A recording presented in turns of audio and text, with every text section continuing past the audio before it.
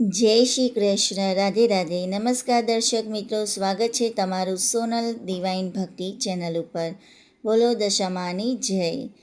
મિત્રો, શ્રાવણ મહિનો શરૂ થાય તે પહેલાં જ આપણી સનાતન પરંપરામાં અને ખાસ કરીને ગુજરાતમાં પવિત્ર ઉત્સવોની રોનક શરૂ થઈ જાય છે.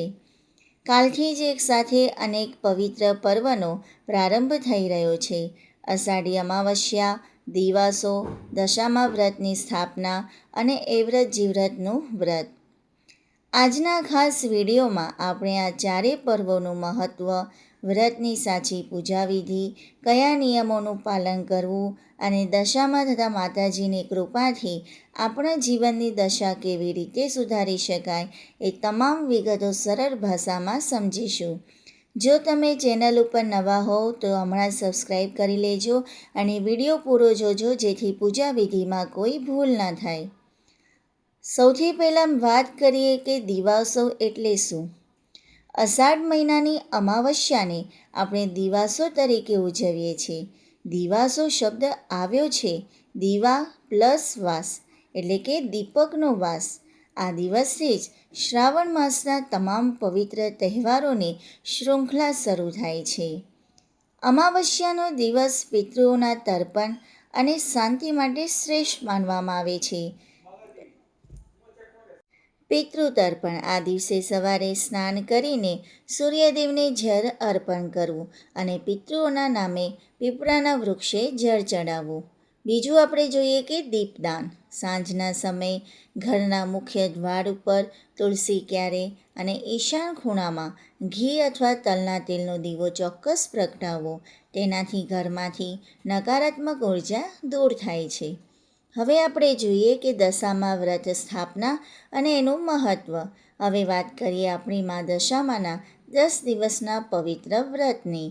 અષાઢ વદ અમાવસ્યા એટલે કે દિવાસાના દિવસથી જ દશામાના 10 દિવસીય વ્રતનો પ્રારંભ થાય છે. માન્યતા છે કે જે સાચા મનથી મા દશામાનું વ્રત કરે છે તેના જીવનની માઠી દશા બદલાઈને સારી દિશા અને દશા પ્રાપ્ત થાય છે. હવે જોઈએ મિત્રો કે દશામા વ્રતની પૂજાવિધિ આપણે જોઈએ તો પહેલા નંબર ઉપર છે ઘટ સ્થાપન અને મૂર્તિ સ્થાપન. સવારે સ્નાન કરીને પવિત્ર થઈ ઘરના ઉત્તર કે ઈશાન ખૂણામાં બાજટ મૂકી તેના ઉપર લાલ કે પીળું કપડું પાથરો. તેના પર મા દશામાની મૂર્તિ અથવા તસવીરને સ્થાપિત કરો.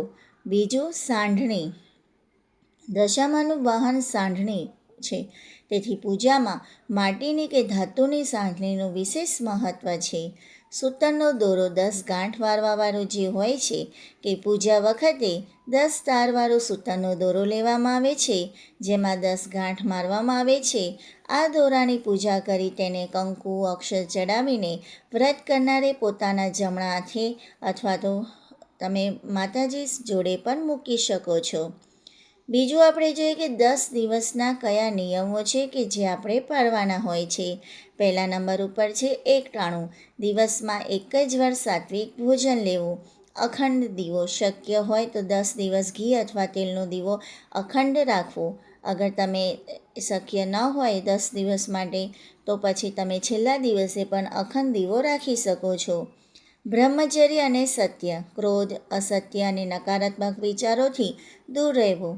વાર્તા શ્રવણ. દરરોજ સવારે અથવા સાંજે દશામાની વ્રત કથા અવશ્ય વાંચવી કે સાંભળવી. અને દશામાનો જે પૂજાવિધિ જે છે એનો આખો વિડીયો ઓલરેડી અલગથી રેકોર્ડ કરેલો છે, અપલોડ થઈ ચૂકેલો છે. તો જરૂરથી મિત્રો એ પહેલાં કાલે માતાજીની સ્થાપના કરતાં પહેલાં વિડીયો જરૂરથી જોઈ લેવો. હવે આપણે જોઈએ એ વ્રત જીવ્રત વ્રત. સૌભાગ્ય અને સંતાન સુખ માટેનું. દિવાસાના દિવસે જ એક બીજું ખૂબ જ પવિત્ર વ્રત કરવામાં આવે છે અને એ છે એ વ્રત જીવ્રતનું વ્રત.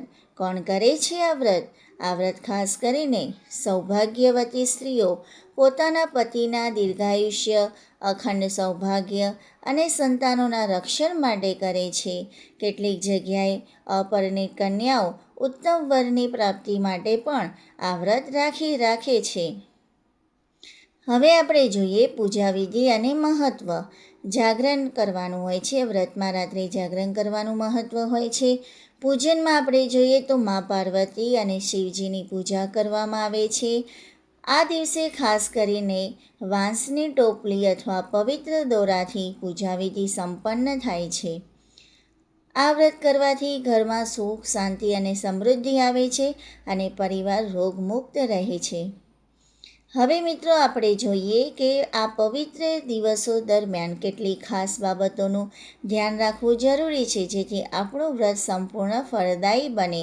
આ પવિત્ર દિવસોમાં શું કરવું અને શું ન કરવું એ હવે આપણે જોઈએ. પહેલા નંબર ઉપર એ જોઈએ કે આ પવિત્ર દિવસો જે છે એમાં શું કરવું જોઈએ. તો સૌથી પહેલાં તો સવારે વહેલા ઉઠીને સ્નાન કરવું અને પવિત્રતા જાળવવી. બીજું, ઘરના મુખ્ય દ્વાર ઉપર તોરણ બાંધવું અને અલ્પાહાર કે સાત્વિક ખોરાક લેવો. ગરીબ કે જરૂરિયાતમંદ લોકોને અન્ન, વસ્ત્ર કે દાન આપવું. ઘરમાં કથા, કીર્તન અને ભક્તિમય વાતાવરણ રાખવું. હવે આપણે જોઈએ કે શું ન કરવું. ઘરમાં વાદ વિવાદ, ઝઘડા કે ક્રોધ ન કરવો. લસણ, ડુંગળી અને તામસિક ભોજનથી દૂર રહેવું. કોઈનું અપમાન કે નિંદા ન કરવી. વ્રત દરમિયાન ઘર સાફ અને પવિત્ર રાખવું. અસ્વચ્છતા ન રાખવી. તો મિત્રો, કાલથી શરૂ થતા પવિત્ર દિવસો તમારા અને તમારા પરિવાર માટે ખૂબ જ શુભ, સમૃદ્ધિદાયક અને આરોગ્યપ્રદ નીવડે તેવી મા દશામાના ચરણોમાં પ્રાર્થના છે. જો તમને આ માહિતી ઉપયોગી લાગી હોય તો વિડીયોને લાઈક કરજો, તમારા સગા સંબંધીઓ સાથે શેર કરજો જેથી તેઓ પણ સાચી પૂજા વિધિ જાણી શકે. કમેન્ટમાં જય દશામાં લખવાનું ભૂલતા નહીં.